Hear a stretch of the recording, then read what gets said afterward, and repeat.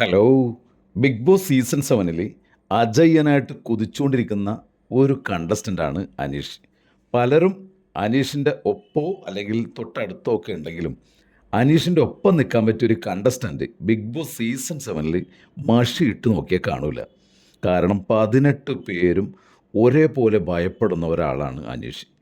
അനീഷ് വളരെ സൗമ്യനായിട്ടുള്ള ഒരാളാണ്. വളരെ സ്നേഹസമ്പന്നനുമാണ്. പക്ഷേ എങ്ങനെ ഗെയിം കളിക്കണമെന്ന് കൃത്യമായിട്ട് അറിയാവുന്ന ഒരാളാണ്. അതുകൊണ്ട് തന്നെയാണ് സ്ക്രീൻ സ്പേസ് എപ്പോഴും അനീഷിൻ്റെ കൂടെ തന്നെയുണ്ട്.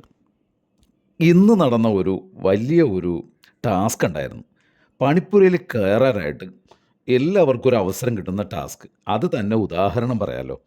1 മണിക്കൂർ കൊണ്ട് അവസാനിക്കുന്ന ഈ ടാസ്കിൽ 1 മുതൽ 19 പേരെയും കറക്റ്റ് ഓർഡറാക്കി അങ്ങനെ ഇരുത്തുന്ന ഒരു ടാസ്ക്കാണത്. എല്ലാ സീസണിലും ഇതേപോലത്തെ ടാസ്ക് ഉണ്ടാകാറുണ്ട്.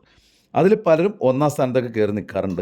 അതങ്ങനെ അഡ്ജസ്റ്റ് ചെയ്ത് പോകാറുണ്ട്. ചിലപ്പോൾ അവർ വീണ്ടും താഴേക്കൊക്കെ വരും. ചില ആളുകൾ നേരെ 3-ാം സ്ഥാനത്തും 5-ാം സ്ഥാനത്തൊക്കെ നിൽക്കുന്ന ആളുകളൊക്കെ ഉണ്ട്. പക്ഷേ അനീഷിൻ്റെ ലക്ഷ്യം കപ്പാണ്. വിന്നറാകുക എന്നുള്ള ഒരൊറ്റ ലക്ഷ്യം അനീഷിനുള്ളൂ. അതുകൊണ്ട് തന്നെ അയാൾ 1-ാം സ്ഥാനത്ത് കയറി അങ്ങോട്ട് ഒരു ഇരിപ്പങ്ങാട് ഇരുന്ന് ഈ 1-ാം സ്ഥാനത്തിരിക്കുന്ന അനീഷിനെ അവിടെ നിന്ന് മാറ്റാനായിട്ട് ഒരുപാട് പണി 18 പേരും കൂടി എടുത്തിട്ട് വല്ലതും നടന്നാൽ ഒന്നും നടന്നില്ല. ഇനിയൊട്ട് നടക്കാനും പോകില്ല. അനീഷിനെ ഇവരെല്ലാവരും കൂടി തിരഞ്ഞെടുത്ത് വെച്ചെങ്കിൽ അടിപൊളിയായിട്ട് എല്ലാവർക്കും ആ പണിപ്പുരയിൽ കയറാമായിരുന്നു.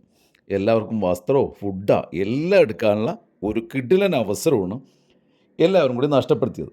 അനീഷ് 1-ാം സ്ഥാനത്ത് കയറി വന്ന അവർക്ക് എന്താ പ്രശ്നം? ബിഗ് ബോസ് സീസൺ 7 വിന്നറാകുന്ന ഒരു ടാസ്ക് അല്ല അത്. പക്ഷേ പണിപ്പുരയിൽ കയറാനുള്ളൊരു ടാസ്ക്കാണ്. എന്നാൽ ഈ ടാസ്ക് പിന്നീട് ഉപകാരപ്പെടുകയും ചെയ്യും.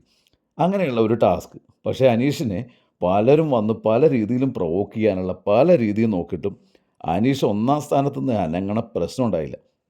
ഷാനവാസ് ആണെങ്കിൽ വളരെ നല്ല രീതിയിൽ തന്നെ അനുനയത്തിന് ശ്രമിച്ചു. ഒരു ക്യാപ്റ്റൻ എന്നുള്ള നിലയ്ക്ക് അയാൾ എല്ലാവരും അനുനയിപ്പിക്കാനുള്ള ശ്രമമൊക്കെ അയാൾ നടത്തിയിട്ടുണ്ടായിരുന്നു. പക്ഷേ 1-ാമത് നിൽക്കുന്ന അനീഷിനെ അംഗീകരിക്കാൻ പലരും തയ്യാറായില്ല എന്നുള്ളതാണ്.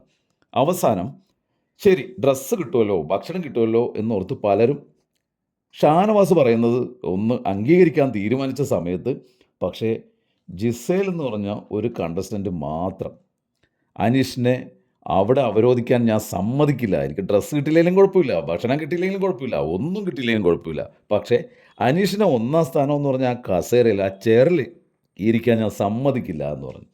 പിന്നെ അവിടെ നിന്ന് അങ്ങാട് ബഹളമായിരുന്നു. അപ്പാന് ഒട്ടും സമ്മതിക്കാതെ വന്ന് അതോടുകൂടി പിന്നെ അവിടെ ബഹളമായി ചളമായി അങ്ങനെ ആകെ കുളമായി. പണിപ്പുര എന്നുള്ള ടാസ്ക് ബിഗ് ബോസ് അങ്ങോട്ട് എടുത്ത് കളഞ്ഞു. മക്കളെ നിങ്ങൾക്ക് ഈ ടാസ്കും ഇല്ല പണിപ്പുരയില്ല, ഇനി നിങ്ങൾക്ക് ഇവിടെ കയറാനും പറ്റില്ല. എങ്ങനെയുണ്ട് ടാസ്ക്? ഒന്ന് അല്പം ക്ഷമിച്ചു കൊടുത്തിരുന്നെങ്കിൽ ഇവർക്കൊക്കെ ഇന്ന് ഡ്രസ്സ് കിട്ടിയേനെ. അതുപോലെ തന്നെ ഒരു സെക്കൻഡേ ഉള്ളെങ്കിലും ആ 10 സെക്കൻഡിലും 20 സെക്കൻഡിലും ഒക്കെ ഇവർക്ക് എല്ലാം കിട്ടിയേനെ.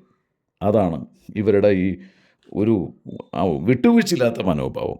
അതുമാത്രമല്ല പലരുടെ ഈഗോ. അനീഷിനെ അംഗീകരിക്കാനായിട്ടുള്ള ബുദ്ധിമുട്ട്. അനീഷിനെ ഒന്ന് ഈ സമയത്ത് ഒന്ന് അംഗീകരിച്ചു കൊടുത്തിട്ടെങ്കിൽ ഈ ബിഗ് ബോസ് സീസൺ 7 എല്ലാ കണ്ടസ്റ്റൻറ്റിനും അവരുടെ ഡ്രസ്സ് കിട്ടാനുള്ളൊരു അവസരം ഉണ്ടായേനെ, നല്ല ഭക്ഷണം കിട്ടാനുള്ള അവസരം ഉണ്ടായേനെ. ഇവരെല്ലാവരും കൂടി മണ്ടത്തരം കാണിച്ചാലേ അനീഷ് അങ്ങനെ അജയ്യനായിട്ട് ഇപ്പോഴും തുടർന്നുകൊണ്ടേയിരിക്കണം.